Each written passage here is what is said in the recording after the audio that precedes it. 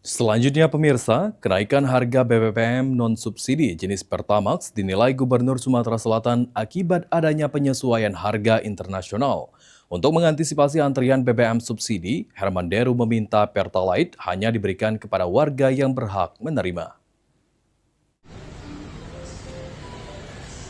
Kenaikan harga BBM non-subsidi jenis Pertamax mulai pada tanggal 10 Juni 2026 dinilai Gubernur Sumatera Selatan akibat adanya penyesuaian harga Indonesia Crude Price atau ICP dari harga internasional.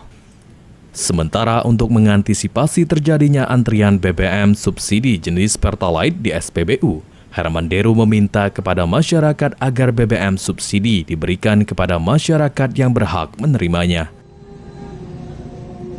Tapi sekarang kita ngajak lah ya kepada semua pemilik kendaraan, kalau yang merasa tidak layak ngisi minyak subsidi, tidak usah lah, itu memang punya masyarakat yang layak, artinya mobil niaga dan lain-lain. Sementara itu di Sumatera Selatan, kenaikan harga BBM non-subsidi jenis Pertamax RON 92 yang sebelumnya Rp12.600 kini naik menjadi Rp16.650 per liter. Eki Saputra, PAL TV.